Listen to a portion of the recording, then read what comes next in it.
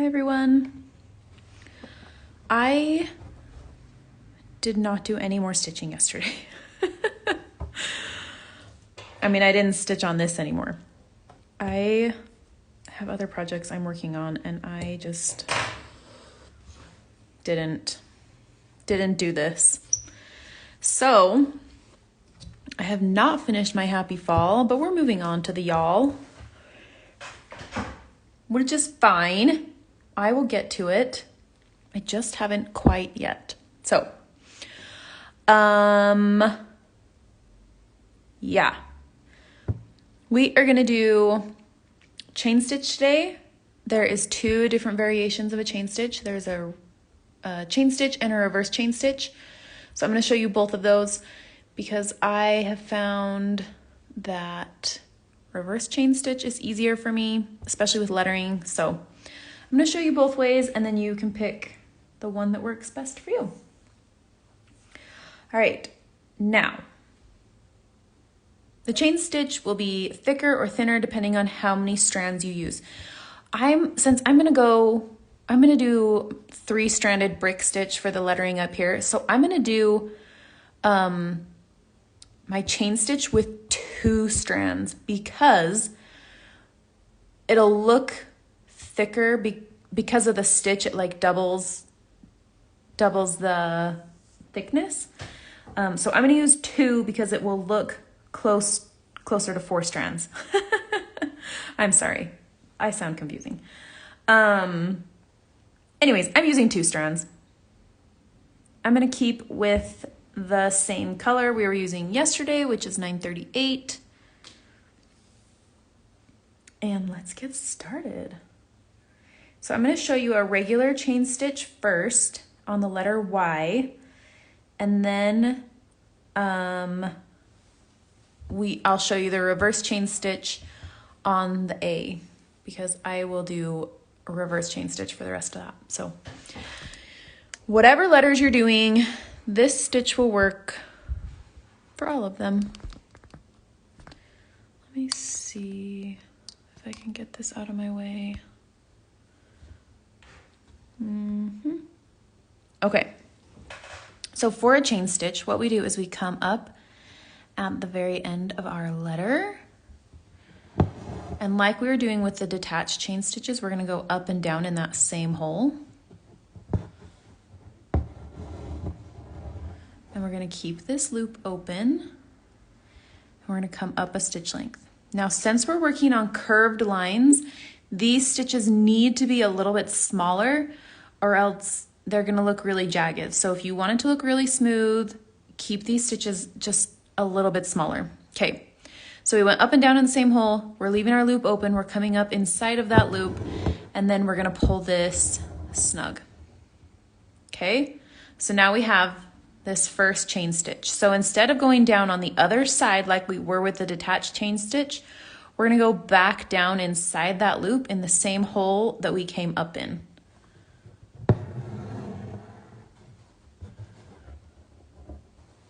And then we just keep going. So this first loop is being kept where it's at by the 2 stitches going in and out of it. And that's how the whole chain stays together, is just one at a time, hooking them together. So we're gonna come up in that, we're gonna pull it snug, and then we're gonna go back down in that chain. So do you see the thickness is a little bit thicker than like if you were doing just like a back stitch with 2 stitches, it would be a lot thinner. But since we've got 2 strands and you've got 2 stitches right next to each other, it looks like more like 4 stitches or 4 strands. So that's why I did that, so that they're a similar thickness. Okay. So now when we get to the end here, we're gonna go up and down in that same hole, and then we're gonna come up at the end.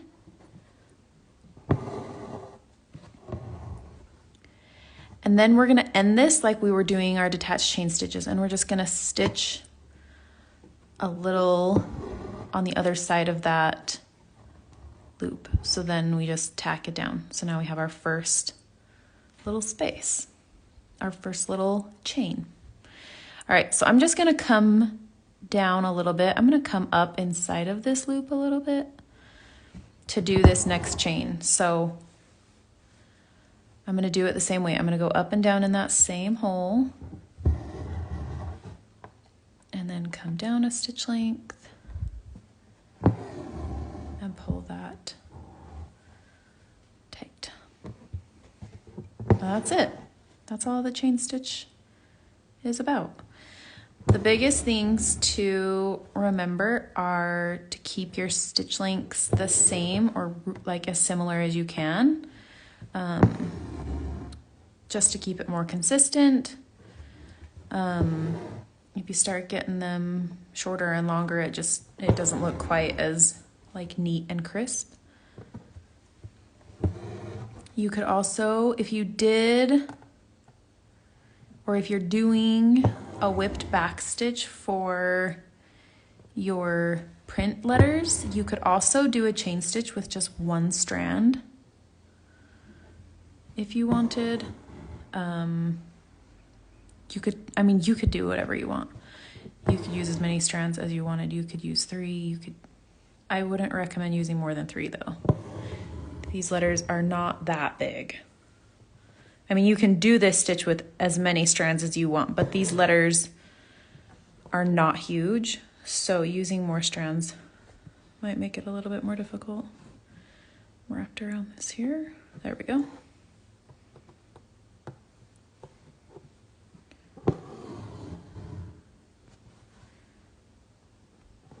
We're almost to the end, and then we'll move over to that A.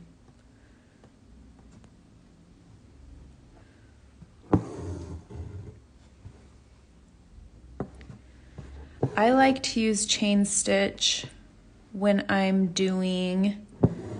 I'm doing a chain stitch where there's other stitches around it.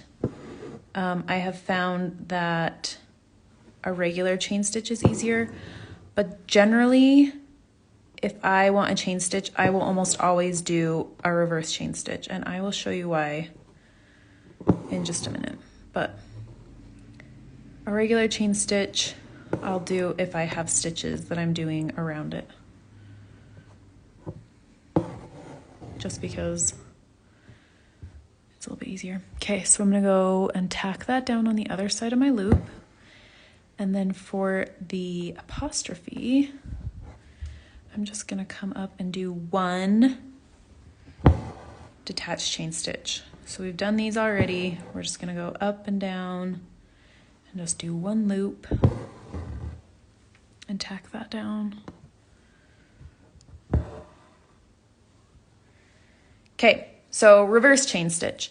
So normally I would come here and start doing a chain stitch around that A and then come and do the tail part of the A. So with a reverse chain stitch, we don't start at the first of the line, we start a stitch length in. So we're gonna come up right here.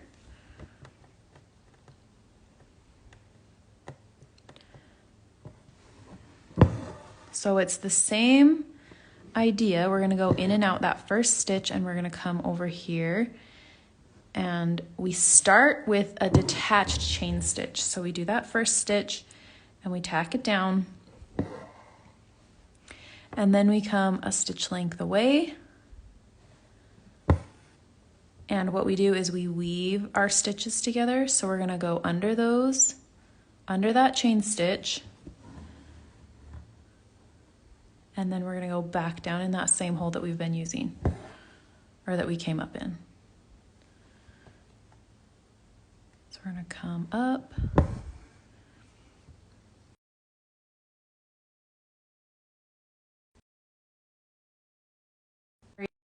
I forgot. Sorry, phone call. Okay. Okay, so we came up a stitch length away. We are going to zoom back in. We are going to weave just under the stitch ahead of it. So we're not gonna go like multiple stitch lengths away, we're just gonna work with the current stitch and the one in front of it. And then sometimes I like to just like, when we're doing a curve like that,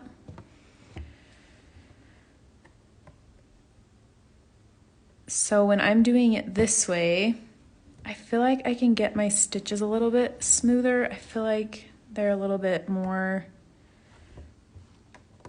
even.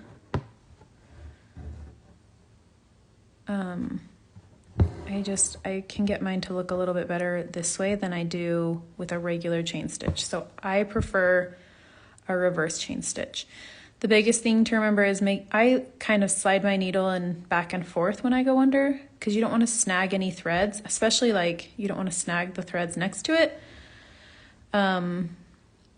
But just making sure you're working slowly and you'll be fine.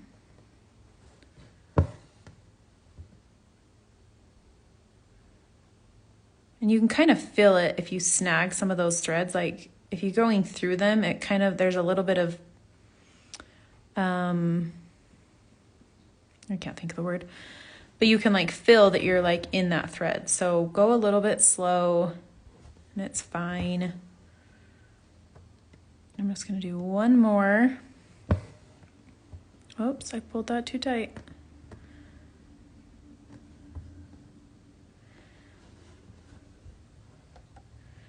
We're gonna end that there. Okay, so then I'm gonna come down a stitch length to start the next chain. I'm gonna come up in this stitch. And then tack it down because we do a detached chain stitch to start it. And then we just keep working.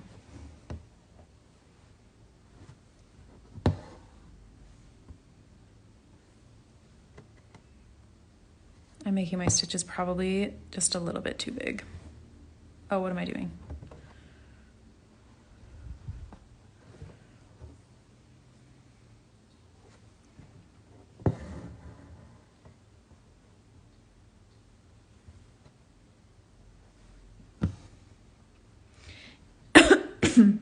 Now, if you pull these too tight, it'll kind of pull them all a little bit funky.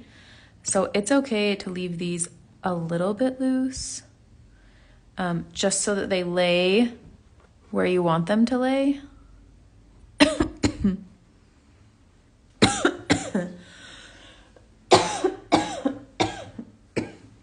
swallowed my air funny. So don't feel like you have to pull these like super, super tight. They'll be fine. Just pull them so that they're like snug, but not like insane. The other thing with reverse chain stitch, so when we do a whipped back stitch, we want our needle to weave the same way every time. But with a reverse chain stitch, it doesn't matter as much. So whatever way is easier. Like I've been going from the right side, but that's like an awkward angle to come from now that it's my letters are moving up. So I can go this way and it's not gonna matter.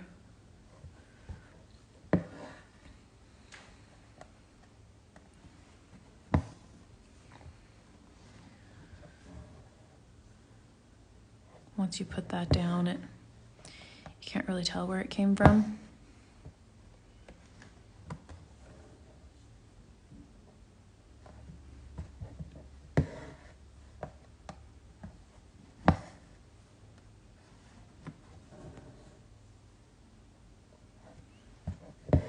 I just realized it is the second to last day of this stitch along. We only have one more day.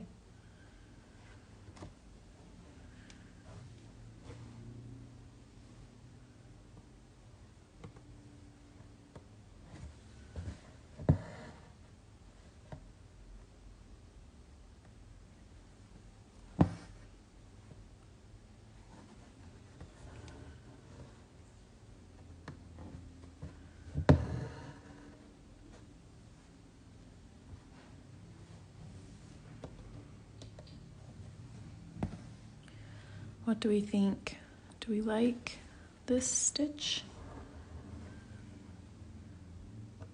It's one of my, I was gonna say it's one of my favorites.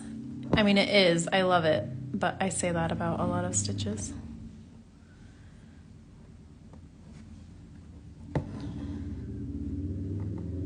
Oh geez, and I haven't even started.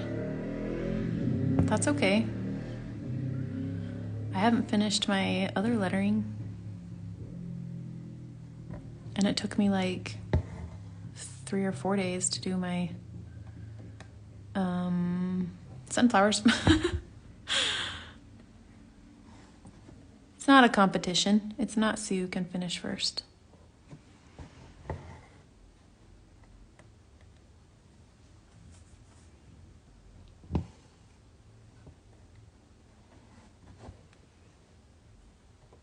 My thread is starting to get twisted. You can see right there that it's like twisting together, so let that thread relax. When you start like weaving around things and doing French knots and stuff, your thread will just get twisted. So make sure you're giving it a minute to relax. I guess fall has just started, so I have time. Yeah, for sure. You have plenty of time. I mean, you could still be doing this in November and no one would bat an eye at you.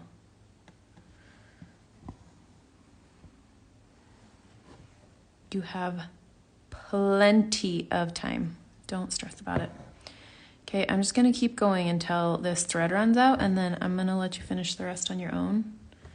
And we'll see if I finish it on my own as well. I'll probably finish this lettering. We'll see if I finish the happy fall.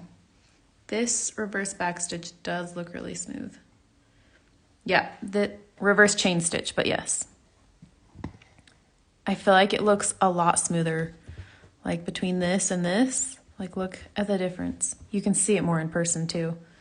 Okay, one tip, if you are doing a reverse chain stitch around other letters, let me zoom out just a little bit and show you. When I'm weaving around this and then I need it to move around, like I don't want it to hit those letters, I push my fabric up from the back with my fingers. So it's under there, and then I push right there to kind of lift that part up. So it's a little bit easier to go around that lettering without snagging any of those other stitches around it. So I use my left hand quite a bit, even though I'm a right-handed stitcher.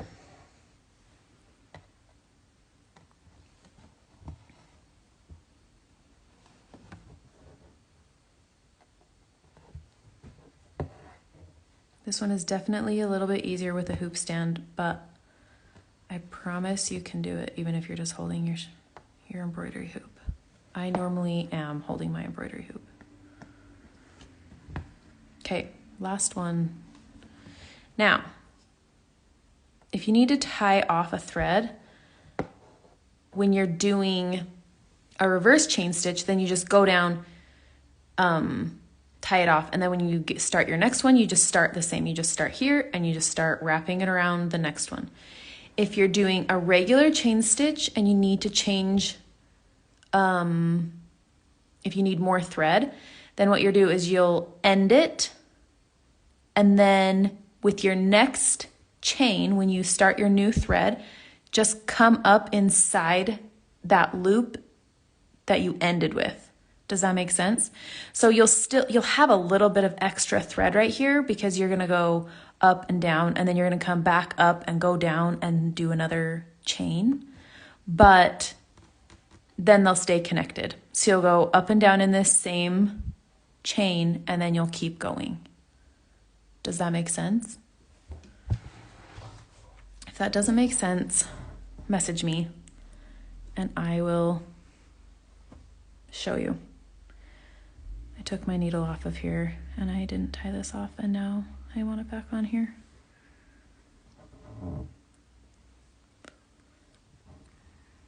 Let's see if I can get my needle back in.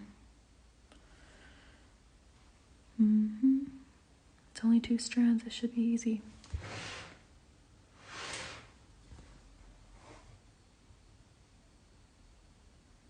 There we go. Okay, I'm gonna let you go. I gotta turn this around so that so we have a good cover photo for our video. Okay, let me know if you have questions. I will be back tomorrow. Our last day, we will do our sparkle, and then we'll be done. I can't even believe it's already been 2 weeks. It does not feel that long. So anyways, let me know if you have questions, and I will see you back here tomorrow. Bye.